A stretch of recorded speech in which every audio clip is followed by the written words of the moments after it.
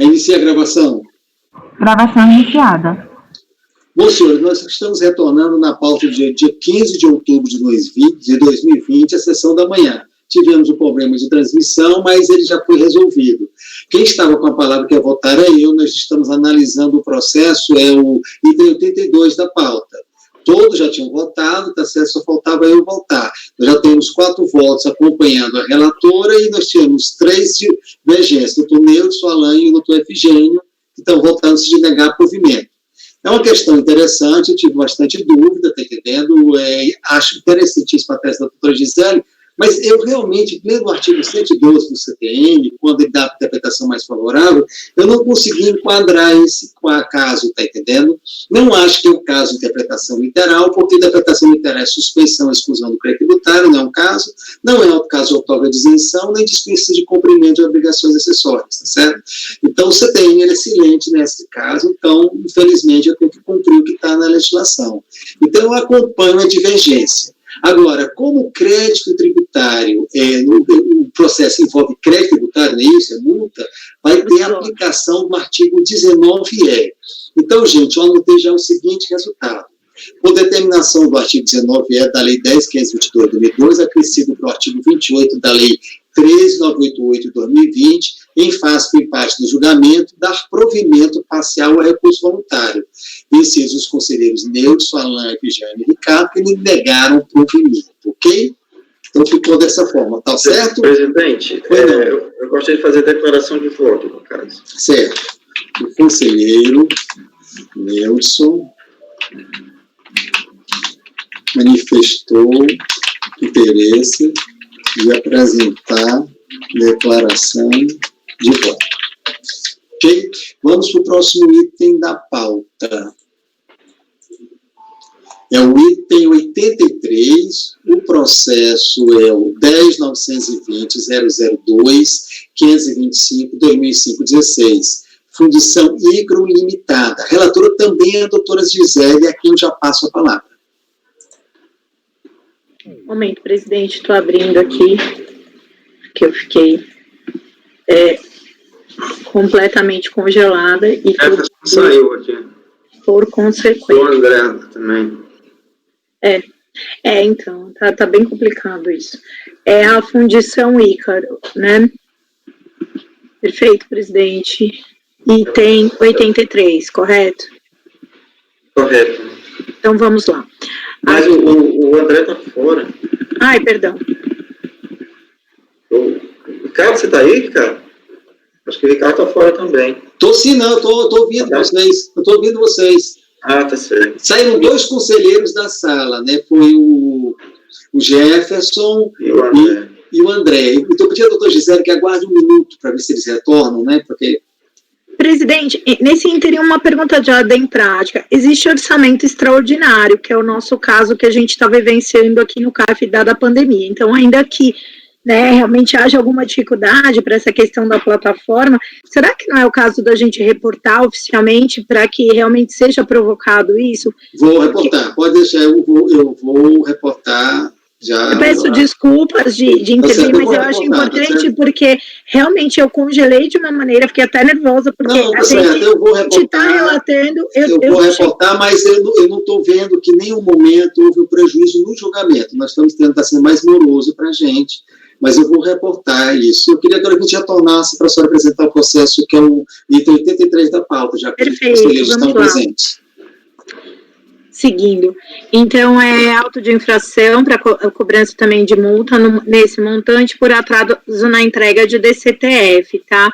É bem tranquilo. Aqui, a base de cálculo já foi aplicada, inclusive a reduzida aqui.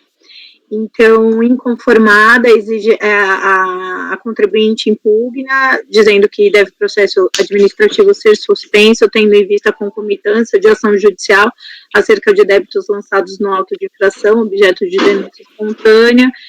cuja demanda encontra-se nessa ação anulatória, a elaboração de representação fiscal para fins penais contra os representantes materializa efetiva criminalização de conduta, por conseguinte, instrumento de sanção política.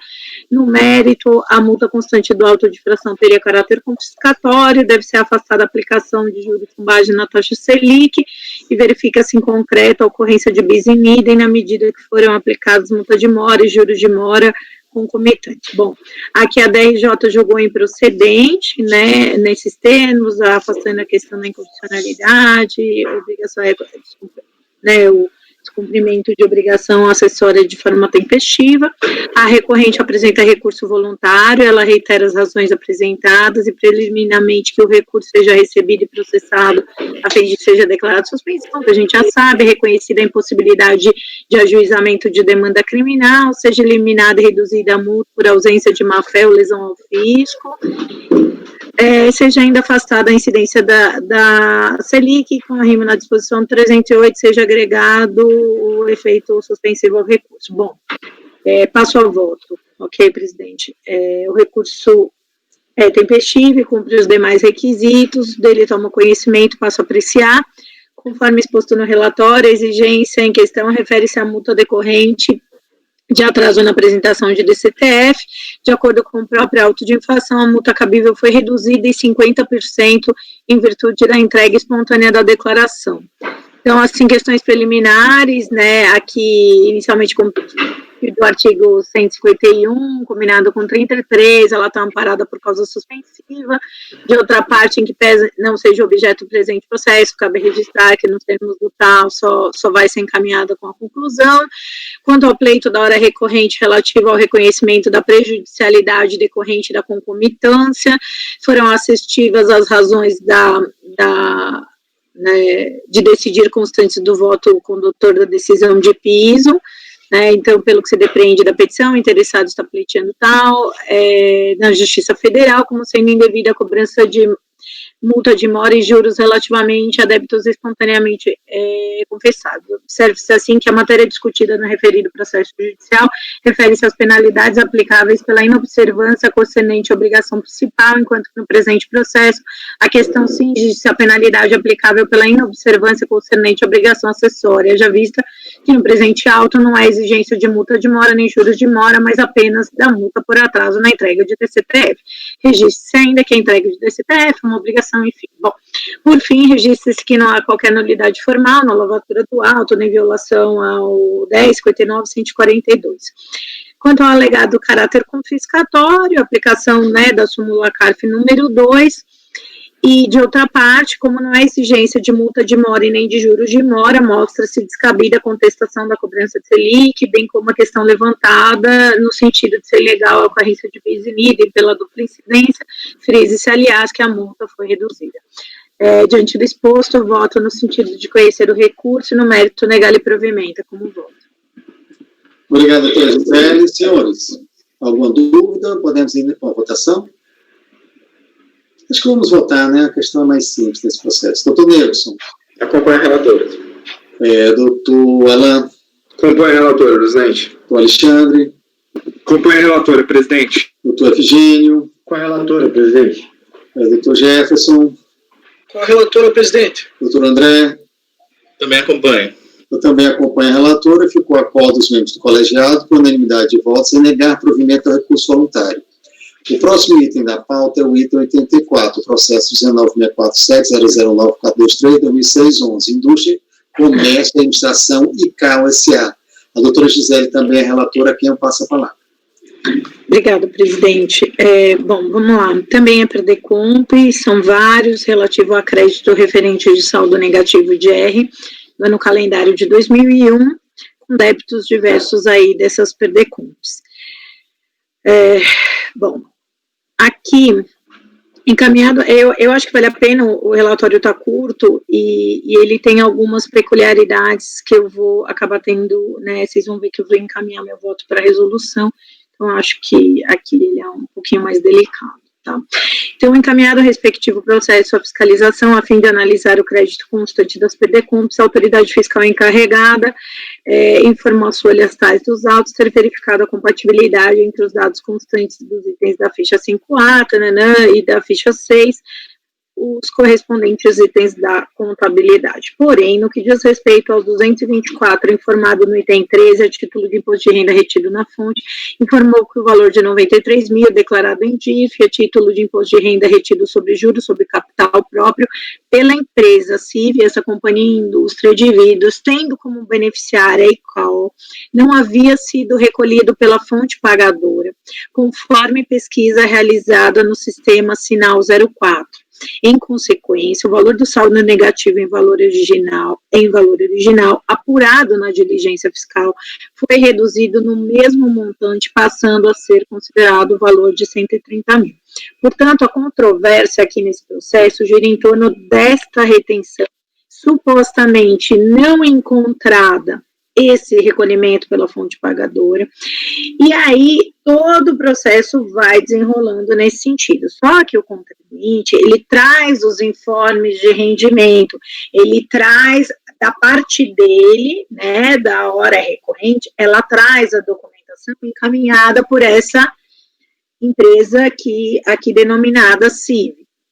Então, aqui começa a controvérsia que vai desenrolar. Então, parte foi reconhecida, a parte que não foi reconhecida, portanto, a controvérsia desse processo é essa retenção declarada em DIF a título de JCP pela companhia CIV. Por meio do despacho, com base no referido termo de informação, reconheceu, então, o empate, o direito creditório e teve essa diferença. A contribuinte, ela apresenta a manifestação, e na qual alega que a retenção na fonte do imposto de renda incidente sobre JCP no valor de 93 por parte da CIV, valor que compunha a origem do referido crédito, ao contrário do disposto no despacho, estava plenamente comprovado através do comprovante anual de rendimentos pagos ou creditados e de retenção do imposto de renda retido na fonte, fornecido pela CIV, não restando dúvidas acerca da retenção efetuada. Anexou aos autos cópia da IPJ, onde a ficha 43 informa a mencionada retenção.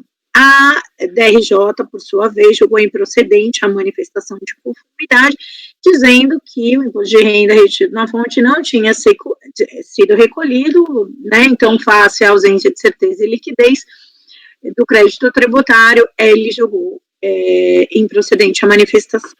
Cientificada da decisão, a recorrente, ela apresenta o recurso voluntário, reiterando as razões, e aí ela traz toda essa questão, poxa, caberia a ela trazer a comprovação do recolhimento da CIV, sendo que não cabe a ela recebeu o comprovante, ela declarou na DPJ, ela entrou, né, com esse valor na formação do saldo negativo, né, enfim. Reitera-se que no presente caso, a hora recorrente possui tanto o comprovante da retenção, como a DIRF apresentada por essa última, além do lançamento das informações em sua DIPJ e na DIPJ da própria CIV, caindo por terra a argumentação da autoridade fiscal no sentido da necessidade de apresentação pela hora recorrente dos DARFs pagos pela companhia CIV referente ao IRF. Quanto mais não seja, porque, como já visto e revisto, não tem a hora recorrente, obrigação legal de qualquer ordem de guarda e zelo dos aludidos DARF, já que não foi nem a ela responsável pelo recolhimento. Então, aí ele vai trazendo essa linha argumentativa sobre o assunto, colaciona a jurisprudência do CARF, e ao final requer seja reconhecida a existência da totalidade do crédito referente ao saldo negativo. Bom, o relatório, presidente, posso passar? Então, vamos lá. O recurso é tempestivo, né, e preenche os demais requisitos, e passo a analisar. Conforme relatado, o cerne do presente processo é saber se, de fato, o imposto de renda retido da fonte foi recolhido pela responsável tributária CIV. Em que pese as outras autoridades fiscais e julgadoras tenham confirmado nos seus sistemas internos a potencial ausência de retenção, a hora recorrente junto aos autos não só da IPJ, mas a DIRF emitida pela própria companhia CIV.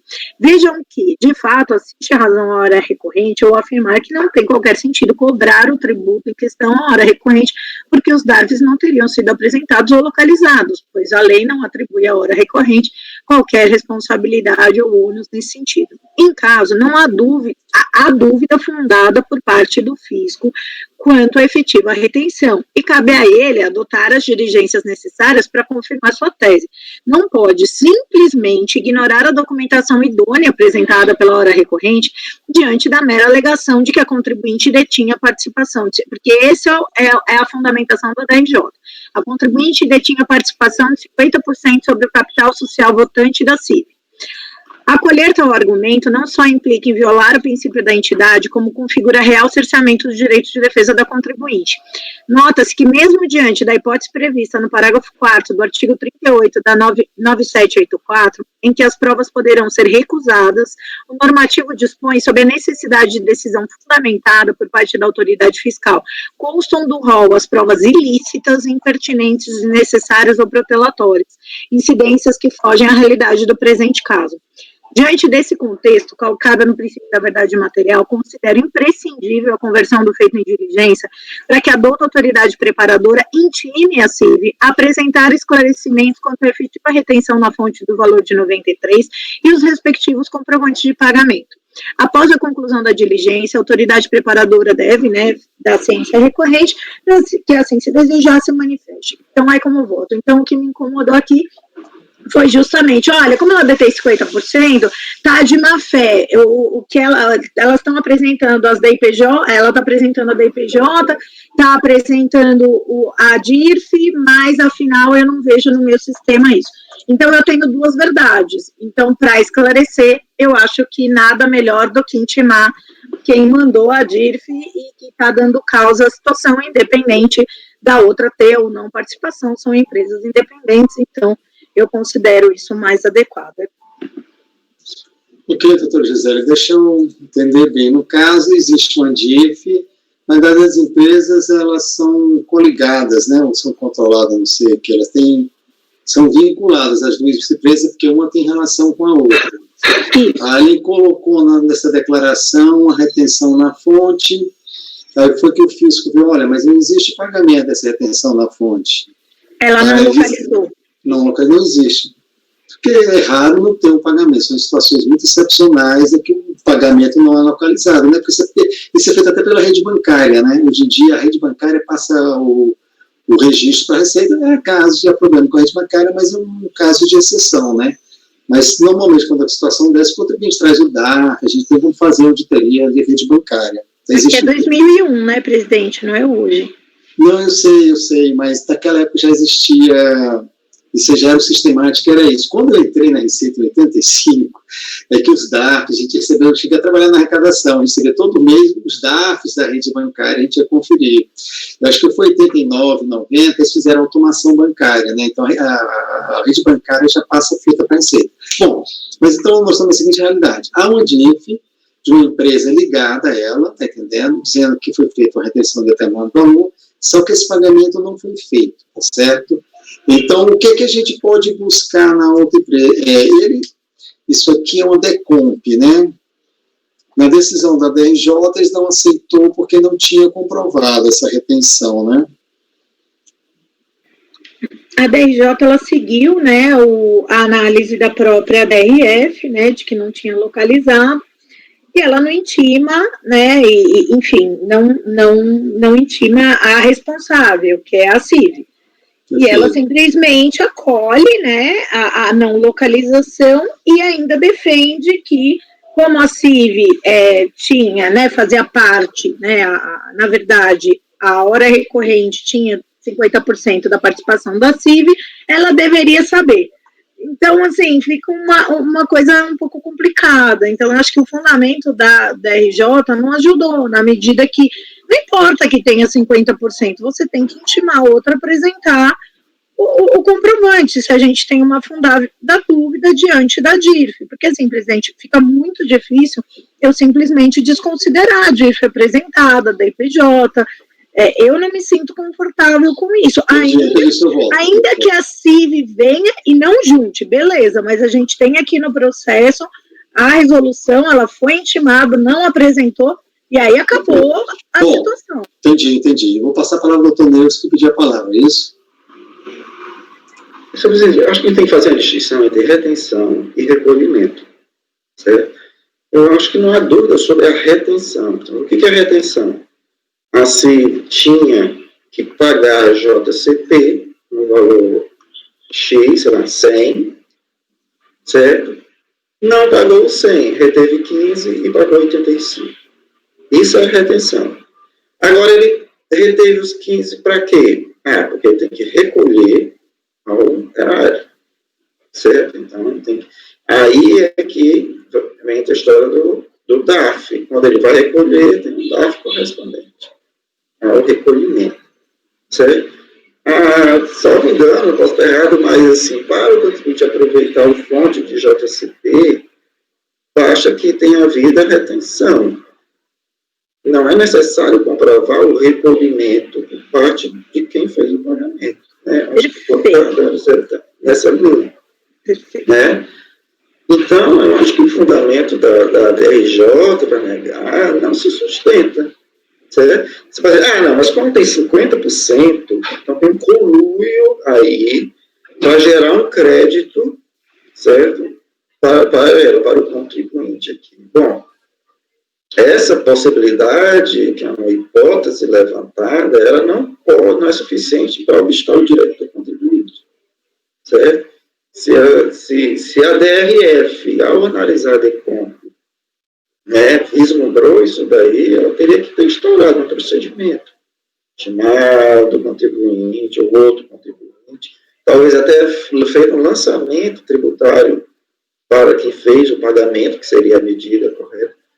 Mas mesmo que o contribuinte não tenha pago, se ele reter, quem fez o pagamento não tenha recolhido, mas reteve, o contribuinte aqui, o ADECOM, tem direito, sim, a utilizar esse crédito, na minha opinião.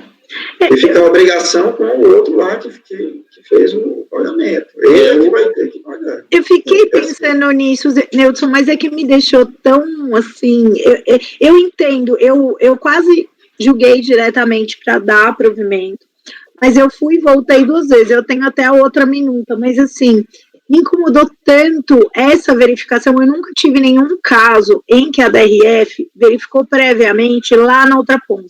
Eu acho que a DRF, o que não me fez dar provimento logo de cara foi a análise prévia da DRF. A DRJ eu achei completamente descabida na sua linha de raciocínio e tudo mais. Nenhum dos outros casos eu peguei a DRF fazendo essa verificação. Mas eu concordo, por si só, se a gente pegar a jurisprudência isolada, até poderia dar provimento direto. Mas... Você não viu porque não é devido essa verificação do DAF. Não deveria ter que ver. Né? É isso que está errado, é exatamente isso que está errado. Na não homologação da DECOMP. Entende? Entendi. Eu fiquei muito na dúvida disso. Perfeito. A gente só para... o doutor Efigênio tinha levantado a mão, hein? Não. Não, desculpa, então. Senhores, então, podemos votar. O doutor Rogério está convertendo em diligência, né, para intimar a empresa a apresentar esclarecimentos. Eu acho que me pareceu coerente a posição da doutora Gisele. Não há uma dúvida aí, a empresa vinculada, né? Bom, vamos à votação. Doutor Neudson. Beleza, presidente, assim, a empresa vinculada, é bem provável que a CIF, né, ele não tenha feito o recolhimento.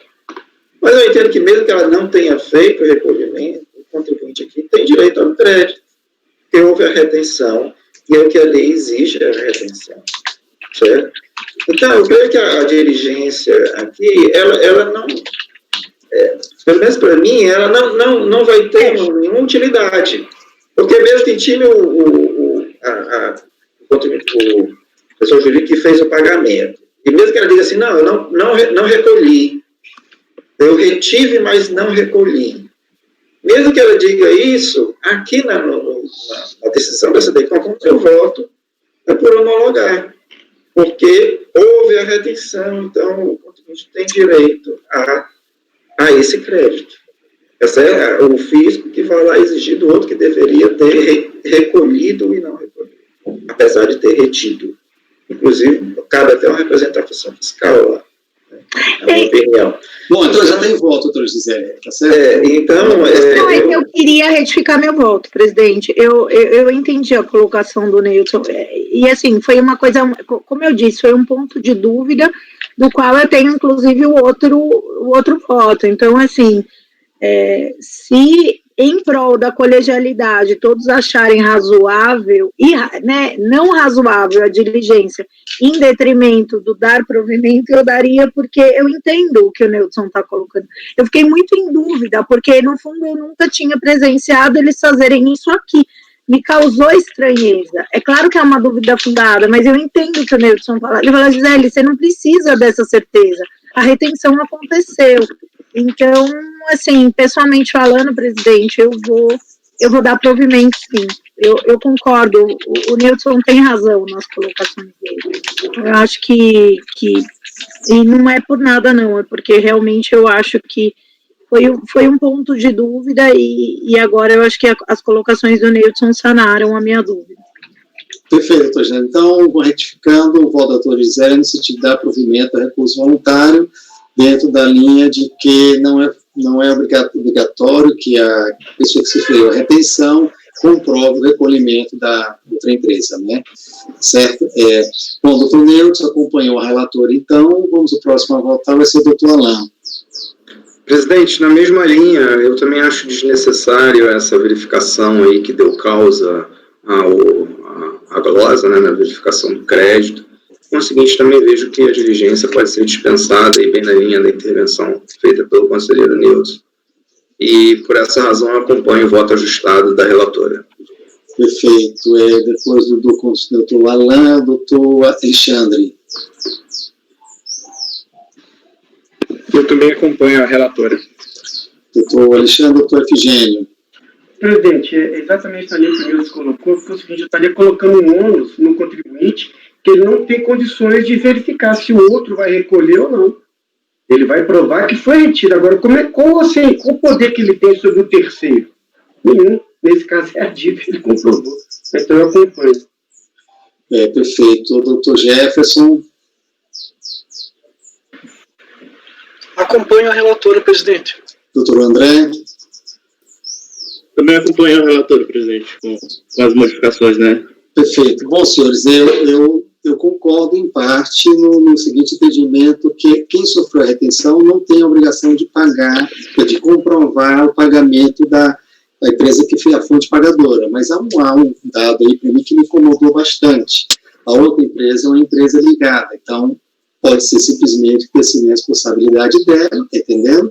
Ou pode ser que essa seja uma empresa fictícia, de fachada. Então, a diligência seria algo bem interessante para saber a situação dessa outra empresa, tá certo? Então, eu vou ser voto vencido, que meu voto será no sentido de conversão, julgamento e diligência para intimar a fonte pagadora a pedir os esclarecimentos como estava no termos do voto original. Eu acho que isso me daria mais segurança em reconhecer esse fato. Nesse meu voto, eu não estou o que está me levando a concluir isso é o fato de estarmos tratando com a empresa ligada, tá certo? Então, há um indício de que poderia ser apenas uma empresa de fachada, como tem casos que eles montam outra empresa apenas para fabricar notas fiscais, etc. Não sei se é isso, mas da apreciação da prova, eu não me sentiria seguro em dizer com segurança que aqui não teria havido alguma irregularidade, tá ok? Então, ficou da seguinte forma: acordo os membros do colegiado, por maioria de votos, em dar provimento ao recurso voluntário. Vencido o conselheiro Ricardo Antônio Carvalho Barbosa, que votou no sentido da conversão do julgamento e diligência, tá certo? Para que a autoridade intima a fonte pagadora apresentar os esclarecimentos quanto à efetiva retenção na fonte, da forma como estava, mais ou menos como estava no voto original da doutora Gisele. Ok? Perfeito. Certo? Retenção não. Comprovação do pagamento, né? Isso é comprovação do pagamento. Recolhimento, porque a retenção... Retenção não há dúvida, né? Não, a efetiva operação gerou a retenção na fonte. Eu tenho dúvidas, gente, sobre essa efetiva operação, tá certo? Pelo fato de nós estamos tratando com empresa ligada, a minha dúvida é no sentido de, eu queria saber a situação dessa efetiva operação, que ele preste esclarecimentos sobre a efetiva operação e sobre a retenção na fonte, tá certo? Isso, para mim, é um dado que é relevante, tá ok? Mas, obviamente, é um pouco diferente, né, que a Gisele propôs. Isso, é um pouco diferente. Eu não estou preocupado com o fato dele não pagar. Ele não pagar, não tem problema. E aí, como vocês já colocaram muito bem, está certíssimo. Eu concordo no voto. Mas há um caso aqui que me pareceu estranho, essa outra fonte pagadora ser uma empresa ligada, ok? E por isso eu queria saber mais dados sobre ela, ok? Não, eu até vou consignar isso no voto, tá, presidente, depois. Eu acho que vale a pena, né, que, enfim, vai estar no voto. Como é pagamento de JCP, sempre vai ser uma ligada, não tem como ser. Sempre, não teria JCP. Eu sei, mas ele não fez a retenção. Eu queria saber dados. Pode ser que a gente quer um mero atraso, eu não sei, por isso que é diligência. Se eu tivesse certeza que haveria uma irregularidade, claro que eu estaria negando, tá entendendo? A diligência é quando surge dúvida dentro do conjunto probatório que está dentro do processo. Queria apenas saber, pode ser um situação normalíssima, mas pode não ser. E essa foi uma dúvida dentro da minha convicção pessoal, tá certo? Eu fiquei também, presidente. Ou seja, quando constatado é 2001. No calendário de 2001. Nem multa, mas pode ser aplicado. Por isso que eu me convenci com o Nelson e com as suas colocações, Efigênio, porque realmente... é difícil aqui. Pronto, vamos passar para frente. Já foi votado, né? Já não temos mais o que a gente discutir. Bola para frente, o próximo processo da pauta é o item 85, tá ok? É o processo 13.840.000.318/2010-21. Indústria Elétrica Marangoni Marrete Limitada. Também é com a doutora Gisélia, que eu passo já a palavra. Bom, gente, esse aqui é bem simples, tá? Eu tô com multa por atraso, né, no cumprimento de obrigação acessória. Aqui ele alega essa questão da denúncia espontânea e, para mim, a aplicação da súmula 49, né, não alcança penalidade decorrente do atraso de entrega de declaração. Em resumo, é isso, tá? É atraso de DCTF. Aqui também ele cuidou de fazer a redução da multa. A contribuinte, ela traz que entregou a referida declaração espontaneamente, que teria confessado seu débito, que não houve qualquer procedimento fiscal, que estaria sendo punida duplamente, e aí a DRJ vai também na linha da súmula CAF. Passando para o voto, tá, presidente? Aqui é a literal aplicação da súmula, então eu trago também, né, nesse sentido, são as emendas abaixo. Enfim, por fim, registra-se que é descabida a alegação de ocorrência de bis in idem, a multa exigida está prevista no 7º da 10.426, sua aplicação decorre do atraso de cumprimento da obrigação, trata-se de penalidade autônoma, independente da ocorrência de atraso ou não no recolhimento de tributos declarados, porque a contribuinte faz essa confusão. Então, eu quis registrar. Diante do exposto, voto no sentido de conhecer do recurso, no mérito, negar-lhe provimento, é como voto. Obrigado, doutora Gisele. Senhores, podemos votar? Eu acho que é uma questão mais simples, o voto está muito bem elaborado. Doutor Nelson. Acompanha a relatora. Doutor Alain. Acompanha a relatora, presidente. Doutor Alexandre. Acompanha a relatora, presidente. Doutor Efigênio. Com a relatora, presidente. Doutor Jefferson. Com a relatora, presidente. Doutor André. Também acompanho, presidente. Eu também acompanho a relatora, ficou da seguinte forma: acordo os membros do colegiado por unanimidade de votos em negar provimento ao recurso voluntário, correto?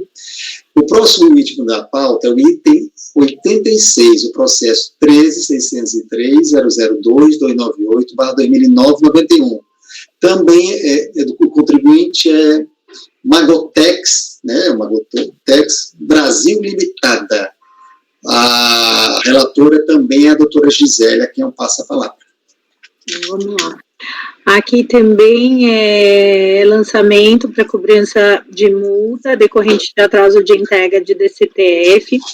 Aqui, na verdade, o contribuinte tenta demonstrar que ali buscou sanar a suposta incongruência antes da data oficial de entrega da DCTF, e após os 5 dias de atualização sistêmica pela própria Receita, transmitiu com sucesso a obrigação fiscal. Então, assim, tudo vai gerar em torno dessas datas e dessa questão, né, se houve efetivo atraso ou não. Então, o lançamento foi eletronicamente emitido, no mesmo momento em que o sujeito passivo apresentou em atraso a DCTF, a saber, em 28/5/2009, conforme consignado no corpo do próprio recibo de entrega da declaração às folhas 30. Inconformada com a exigência, ela impugnou, dizendo que a notificada presta informações por meio da certificação digital e tem como representante esse Antônio Fernando Jardim, importante, porque esse cara que vai aparecer, e aqui é interessante que a Receita Federal, ela constata que haveria o problema no CPF desse responsável, e aí ele teve que fazer a certificação digital e tudo, só que nunca, esse Antônio deixou de ser o responsável, e nunca esse contribuinte ficou sem a certificação digital válida, e ele traz prova disso. Mas vamos lá, esse é bem provas mesmo. Então, ela presta informações através desse Antônio, que é o representante, ao enviar a DCTF relativa ao mês de março, cujo prazo de entrega era 22 de maio, a notificada foi surpreendida com a seguinte mensagem: o CPF do responsável contido no certificado digital é diferente do CPF do responsável pela empresa nas bases da Receita. Imediatamente, a notificada, por meio do preposto, dirigiu-se à Receita e, para a surpresa geral, foi constatado que havia sido modificado nos registros do órgão o nome de seu representante. Em momento algum, a notificada solicitou a troca de seu representante perante a Receita e em nenhuma outra modificação, exceto a requerida de ofício em 19/1/2009, e que não tratou de representante legal. Foi também averbada a alteração contratual perante a Gilminas, né? Como é que fala? Gilcemg, Figênio? No mês de maio de 2009, que modificou o quadro de administradores, mas sem alteração do seu representante perante a Receita, conforme consta, inclusive ela junta os cartões que eu vou pôr no meu voto. Verificando a modificação existente, a notificada foi orientada pela Receita por meio do cadastro sincronizado, a regularização do cadastro, ratificando o nome do Antônio Fernando. A providência foi tomada imediatamente, conforme documentos anexos, a solicitação foi deferida a tal hora e tudo, a transmissão dos dados fora do prazo ocorreu, mas não por culpa da notificada. Detectado o erro, todas as providências possíveis foram tomadas para que as informações chegassem à Receita. Além do mais, apesar do atraso de 6 dias no envio das informações, todos os tributos ali foram recolhidos dentro do prazo, bom, enfim. A DRJ, ela julgou improcedente a impugnação, manteve considerando o atraso mesmo diante desse contexto. A recorrente interpôs e reiterou as razões apresentadas, que eu já mencionei acima, e requer o cancelamento da multa, vez que aí ela não teria dado causa. Passando ao voto. Recurso voluntário interposto é tempestivo e cumpre os demais requisitos, razão pela qual dele toma o conhecimento e passa a apreciar. Então, conforme exposto, a exigência em questão refere-se à multa decorrente de atraso, cujo prazo final de entrega era 22/5, mas a transmissão só ocorreu 28/5, ou seja, a gente está falando aqui de 5 dias. Então, aqui eu já tratei um pouquinho, né, dessa questão, né, então a narrativa da impugnante produz a impressão de que somente isso aqui é da DRJ, tá? Devia ter colocado, não sei o que eu fiz aqui. Então, aqui, nos termos, tá, aqui da decisão de piso, tá, a narrativa da impugnante produz a impressão, isso é a manifestação do voto condutor. A narrativa da impugnante produz a impressão de que somente no último dia do prazo para transmissão é que ela, para sua inteira surpresa, tomou conhecimento de que seu certificado digital era rejeitado pelos computadores da Receita em virtude da misteriosa e não solicitada, isso é as palavras do voto condutor da DRJ, alteração de seu representante legal. E a partir de então, ela procedeu com toda a diligência para solucionar o problema, tomando todas as medidas. Se não conseguiu transmitir a DCTF dentro do prazo, a falta não lhe deveria ser imputada, mas sim aos próprios órgãos públicos. Bom, é pouco provável que tal alteração cadastral tenha sido realizada sem provocação dos interessados, mas mesmo que, se assim fosse admitida a alegação de que a notificada não fizera a solicitação, nem assim lhe cabe reconhecer a razão. Ocorre que os documentos trazidos pela própria impugnante comprovam que a notificada não foi surpreendida pela mudança de seu representante legal, ao contrário, foi advertida da circunstância com antecedência suficiente para corrigir o erro e transmitir sem atraso. O primeiro desses documentos é o que se acha às folhas 15, consiste no aviso do sistema eletrônico, que faz a transmitente de que o CPF informado é comparado com o cadastro da CNPJ e com ele deve coincidir, logo quem transmite a DCPF deve estar familiarizado com esse requisito. Mais importante ainda e decisivo para dirimir é o documento de folha 16, que eu vou trazer aqui embaixo, que consiste em reprodução da advertência que a notificada recebeu ao tentar transmitir, supostamente em maio de 2009, e a DCTF aqui trazida. Logo, ainda que a notificada não tenha sido responsável pela alteração do nome de seu representante, ela teve tempo hábil para corrigir o problema e assim evitar eventual multa de atraso na entrega. Bom, aí eu vou lá. Diante das posições acima, faz-se mister analisar cuidadosamente o conjunto probatório apresentado pela hora recorrente. Vejamos as seguintes telas citadas pela R decisão de piso, as folhas 15 e 16, acrescidas de outras também trazidas pela contribuinte. Então, aqui a gente tem essa tela, né, da não entrega, e aqui também vocês têm, eu pus a data, esse 27/4 aqui, a história do erro. Aí a gente vê no cadastro sincronizado o número do recibo, a data em 21/5, e aí o contribuinte, ele traz o certificado e o cartão do Serasa, mostrando, inclusive, se vocês pegarem, abrirem o processo e folharem, esse Fernando é o único que aparece, então, de fato, nunca teve outra pessoa. Então, ainda que ele fale que é uma suposição, uma surpresa, a forma como ele coloca até meio, enfim... Mas tá aqui, né, ele traz os cartões de Serasa, traz as validações, inclusive, do acesso ao ECAC e do próprio, né, certificado digital. Então, da análise das circunstâncias fático-probatórias, temos a seguinte linha do tempo. Tá meio doido, né? Aí eu fiz essa linha do tempo para mostrar para vocês, para ficar, acho que, mais claro. Então, 27/4, o erro sistêmico da Receita, o CPF do responsável contido no certificado é diferente do CPF. Aí, em 20/5, solicitação de alteração cadastral, recibo de entrega. Então, lembrando que ela não deu caso, eu não tenho nenhuma dúvida que ela não deu caso, tá? Foi algum problema sistêmico. E 22/5 foi o prazo oficial de entrega da DCTF. 28/5, a data de transmissão pela contribuinte. Então, este é o cenário.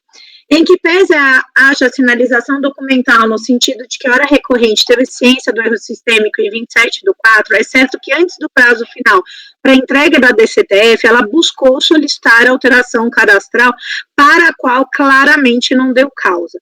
E de forma diligente, dentro dos 5 dias, prazo de ajuste sistêmico interno da Receita, efetivou a transmissão em 28/5/2009, porque o que ela diz é que deste ínterim, realmente você tem um prazo de ajuste sistêmico que ela não conseguia fazer. Evidencio que, diferente das suposições trazidas pela DRJ, a hora recorrente comprovou que o senhor Antônio Fernando Jardim sempre figurou como representante legal perante a Receita. Logo, resta evidente que a incongruência cadastral sistêmica foi causada pelo próprio órgão da administração pública. Interessante que até mesmo o voto condutor da decisão de piso considera que a contribuinte pode não ter sido responsável pela alteração do nome de seu representante legal. Aí, de novo, vai lembrar que o core business não é arrecadar, mas empreender, eu sempre falo isso, que, né, o princípio da eficiência, que devem cooperar, né, a administração pública é servir o público, também tem que cooperar com os contribuintes que claramente estão dispostos a cumprir as coisas, então, assim, não acho que aqui teve má fé nenhuma, eu acho que o timeline mostra isso. Diante desse contexto calcado nos valores da razoabilidade, proporcionalidade e eficiência, bem como à luz do 112, deve ser cancelada a presente exigência. Diante do exposto, voto conhecer e dar-lhe provimento. É como voto. Obrigado, doutora Gisele. Senhores, alguém quer comentar? Podemos votar? Doutor Nilson. Senhor presidente, aqui o caso, acho que ficou bem claro que o contribuinte tentou apresentar a declaração e uma série de problemas relativos ao seu cadastro, à sua certificação digital e a relação aí entre receita e contribuinte, junta comercial, situação bem complexa, mas o fato é que ele, assim, me parece que ele tentou entregar, que ele se esforçou por entregar a declaração, e pela circunstância não foi possível. Então, acho que esse é um caso em que a gente pode, por questão de razoabilidade, proporcionalidade, excepcionar, inclusive, a aplicação da norma sancionadora. Por isso eu acompanho a relatora. Obrigado, doutor Neudson. Doutor Alain. Presidente, eu acho até que isso é realmente um caso de exclusão do nexo de causalidade, né, da infração, né, no caso, ela não deu causa ao atraso, não é verdade? E eu acho até que, até mesmo no caso de verdade material, eu acho, né, ficou demonstrado, ela tentou e tudo, né, e eu vou acompanhar a relatora e vou prestigiar o voto dela. Perfeito. Doutor Alexandre. Eu também vou acompanhar a relatora, presidente. Doutor Efigênio. Com a relatora, presidente. Doutor Jefferson. Com a relatora, presidente. Doutor André.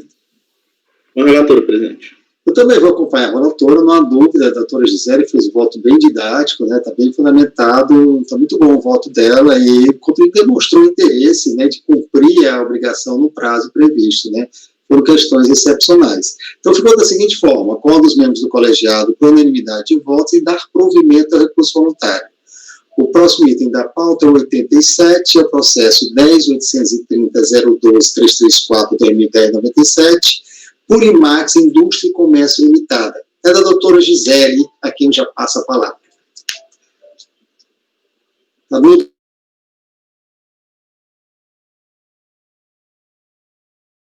Isso, só um momentinho, já estou abrindo aqui, presidente. São muitos, né? Purimax. Vamos lá. Aqui também é multa por atraso na entrega de DCTF, tá? Tá certinho. Referente aí a primeiro e segundo semestre de 2009, a DRJ também julgou improcedente a impugnação, porque houve atraso. Sobre a alegação de constitucionalidade também, multa de caráter confiscatório foi afastada. Cientificada recorrente, ela apresenta o recurso voluntário, ela reitera as razões, né, que a multa seria confiscatória, ofenderia a razoabilidade e a proporcionalidade, e que, portanto, ao menos, né, caso não seja o entendimento, ela pede a redução da multa imposta. Mas aqui a gente já vai ver que teve, tá? Então, vamos lá. Partindo para o voto, o recurso voluntário é tempestivo e cumpre os demais requisitos, e dele toma conhecimento para apreciar. Então, de acordo com a notificação de lançamento, as multas cabíveis foram reduzidas em 50% em virtude da entrega espontânea. Logo, esse pleito subsidiário formulado pela contribuinte já fora contemplado quando a formalização da exigência aqui em análise. Com relação à alegação do caráter confiscatório da multa, é aplicável aí a súmula 2 e, portanto, nega o provimento ao recurso voluntário como voto, gente.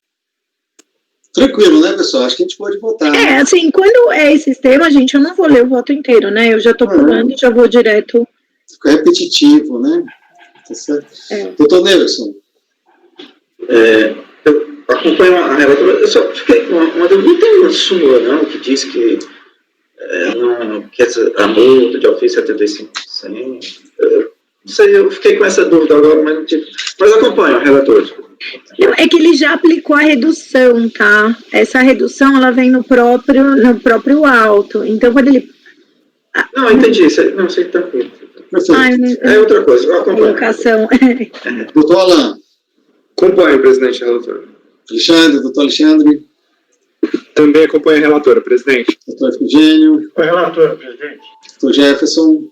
Acompanho a relatora, presidente. Doutor André. Com a relatora. Também acompanha a relatora, ficou da seguinte forma: acorda os membros do colegiado por unanimidade de votos e negar provimento ao recurso voluntário. O próximo item da pauta é o 88. O processo é o 10.540.722.969/2018-19. Recorrente é Caixa Escolar Municipal Anísio Teixeira. O julgamento deste processo, que é do item 88, servirá como paradigma para o julgamento dos processos constantes dos itens 89 a 201. Ou seja, nós temos 113 processos. Doutor Jefferson, que é o relator, está com a palavra. Obrigado, presidente. Não sei se vocês já chegaram a dar uma olhadinha no arquivo, se conseguiram abrir já o arquivo. Por se tratar de paradigma, eu deixei assim, umas marcas em amarelo. Essas marcas em amarelo, elas são as especificidades do processo. Só que quando houver concluída a votação, eu apenas tiro essas marcas em amarelo, excluo, e aí ele fica padrão, né, para todos os demais processos. No voto também eu não fiz nem qualquer marcação, qualquer especificidade, então o voto está bem adaptado aí ao formato e paradigma. Só esse comentário inicial. Bom, então, trata-se de impugnação administrativa, começando meu relatório, apresentado contra o auto de infração, que aplicou multa por atraso na entrega também do DSTF, através do programa DSTF, versão 3.5 de 2018. O documento foi enviado fora do prazo para entrega, do que estava estabelecido como dia 21 de julho de 2007. E acarretou a aplicação da multa por atraso da entrega. Na impugnação, o contribuinte alega que não foi informado a tempo da obrigação de prestar DSTF como inativa, sendo este o motivo de não entrega no prazo previsto. Então, alegou o contribuinte, de acordo com a Instrução Normativa 1599, e suas alterações do ano 2015, que essa instrução normativa e a legislação posterior incluiu a obrigação de prestar a DSTF para entidades inativas e sem débitos. E ela foi surpreendida, segundo alega a recorrente. E assim ela requereu o cancelamento da multa em face, segundo entende o contribuinte, da aplicação da sanção. O acordo, naturalmente, posicionou-se por negar o provimento à impugnação, por considerar que a alteração infralegal se aplicaria à situação da recorrente. Isto é a obrigação da apresentação da DSTF mesmo para pessoas jurídicas inativas e sem bens a declarar. E fixou que, no caso, a pessoa jurídica, ela, por estar se localizada no prazo dos anos de 2016 e 2018, que foi justamente o período em que ela não apresentou no prazo a DSTF, ela incorreria na infração e, portanto, estaria sujeita à multa. Inconformado, o recorrente interpôs recurso voluntário, reforçando o argumento de que não havia sido informado, e também a impossibilidade da IN inovar no ordenamento jurídico. Também alegou violação do princípio da boa-fé, da proporcionalidade, da racionalidade, da segurança jurídica, para tentar justificar o afastamento da cobrança da multa pelo atraso da DSTF. Esse é o relatório, presidente. Ok, doutor Gê, vou passar para o voto, viu? Ok. Bom, preliminarmente, o acordo tempestivo e, na minha leitura, cumpriu os demais requisitos de admissibilidade e, portanto, eu tomo conhecimento do processo. Quanto ao mérito, o objeto principal da pretensão refere-se à imputação da multa por atraso da entrega da DSTF no período de janeiro de 2017. A imposição da multa está fundamentada na Lei 10.426 de 2002, no artigo 7º, inciso 2, o parágrafo 3º, inciso 2, com a autorização promovida pelo artigo 19 da Lei 11.051 de 2004. Inicialmente, fazendo um recorte histórico, o artigo 2 da Instrução Normativa 1599 de 2015 previu que as entidades que deveriam apresentar DSTF. Nós temos o artigo 2º, deverão apresentar a declaração das pessoas jurídicas de direito em geral, inclusive as equiparadas às imunes e às isentas de forma centralizada. Contudo, tal obrigação foi inicialmente dispensada pelo artigo 3º, inciso 4º da Instrução Normativa 1599, em 2015 ainda. Então, as pessoas jurídicas e demais entidades de que trata o caput do artigo 2º, desde que estejam inativas, ou não tenham débitos a declarar, a partir do segundo mês em que permanecerem nessa condição, estariam dispensadas dessa obrigação. Por outro lado, em 2016, o artigo 3º sofreu mais uma alteração infralegal com a revogação do inciso 4º, na redação da Instrução Normativa 1646 de 2016, passando a ter o seguinte teor. Artigo 3º, estão dispensadas da obrigação de apresentação do DSTF, aí, o inciso 4º, as pessoas jurídicas e demais entidades que tratam o artigo 2º, desde que estejam inativas ou não tenham débitos a declarar a partir do segundo mês em que permanecerem nessa condição, observados os dispostos no inciso 3º do parágrafo 2º. O parágrafo 2º, do artigo em questão, trazia novo dispositivo. Não estão dispensados da obrigação da apresentação da DSTF. Daí tem a inciso 3º. as pessoas jurídicas e demais entidades que tratam o caput do artigo 2º que estejam inativas ou não tenham débitos a declarar.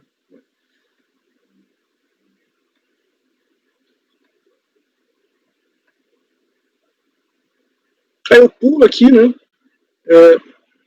e faço alguns comentários a partir também das decisões que eu colacionei sobre o caso. Ainda a aplicação da multa pelo atraso no envio da DCTF tem sido reconhecida na jurisprudência do CARF, como se observa no acordo 9101004 de 281 da primeira turma da CSRF. O CARF também no acordo 1001-000.024 também manteve um entendimento nesse sentido. O tema foi inclusive objeto de repercussão geral, né, número 872 do STF, gerado a partir do recurso extraordinário do STF 606010, né, onde estabeleceu-se a constitucionalidade da exigência da multa por ausência no atraso na entrega da DCTF. Né. E assim, pode-se observar que a obrigação de enviar a DCTF está ancorada não apenas em termos infralegais, mas em legislação, né, e também na própria instrução normativa. O argumento da violação dos princípios, por outro lado, não foi apresentado inicialmente na impugnação. Então, eu entendo que se aplica ao artigo 17 do decreto 70235. Além disso, apenas a título de esclarecimento, né, entendemos que se aplica também ao artigo, a súmula 2 do CARF, né, na questão da aplicação dos princípios, né, já que o CARF não é competente para se pronunciar sobre a inconstitucionalidade da lei tributária. Já também, em semelhante sentido, se pronunciou o acordo 3302-009-275 da terceira sessão, né.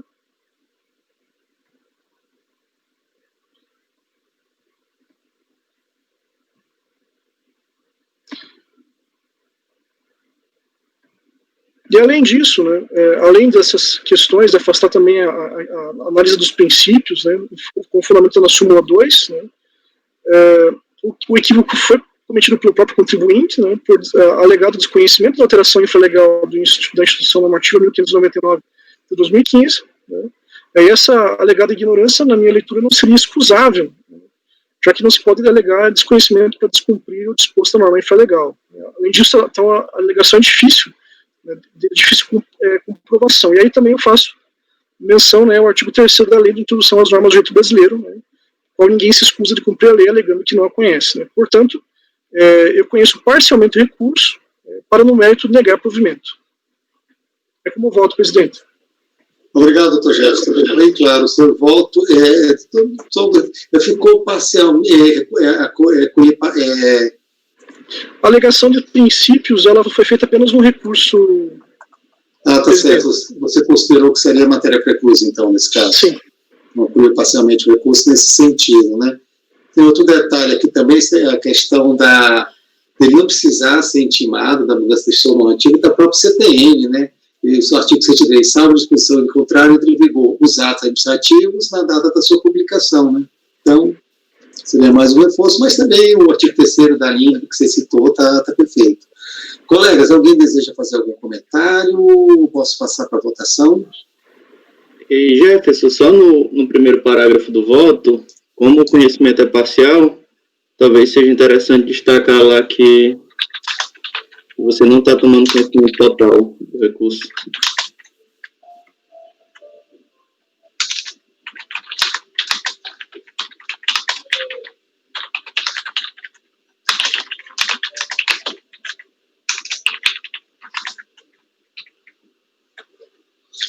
Senhores, podemos passar para a votação? Doutor Nelson. Só queria fazer um comentário, que eu lamento, né, que esse tipo de situação aconteça. Vocês sabem que é a Caixa Escolar, né? Uma entidade criada pelo governo federal para gerir os recursos que vêm do FNDE para essas instituições. Por quê? Pessoas da comunidade. Então, eles criam esses institutos sem dar a menor condição que eles se sustentem na vida real. E aí acontece coisas desse tipo, acaba saindo mais caro, né, para a própria sociedade. Mas aplicando a lei, como ela deve ser aplicada, senhor presidente, eu acompanho o relator. Doutora Gisele. Concordo, Nilson, é triste mesmo, acompanho o relator. Perfeito. É doutor Alain, Eu também, presidente, acompanho o relator. doutor Alexandre, Acompanho o relator, presidente. doutor Efigênio, Acompanho o relator, presidente. doutor André, Com o relator, presidente. também acompanho. O relator ficou da seguinte forma: acorda os membros do colegiado por unanimidade de votos por conhecer parcialmente do recurso voluntário, para, no mérito, negar provimento. Correto? Senhores, são 12h30. Vamos fazer uma pausa e retornar às 14 horas? Ou pode ser? Então, eu peço a Tainá que, nesse momento, para a gravação, nós reiniciamos às 14 horas, ok? Ricardo, desculpa.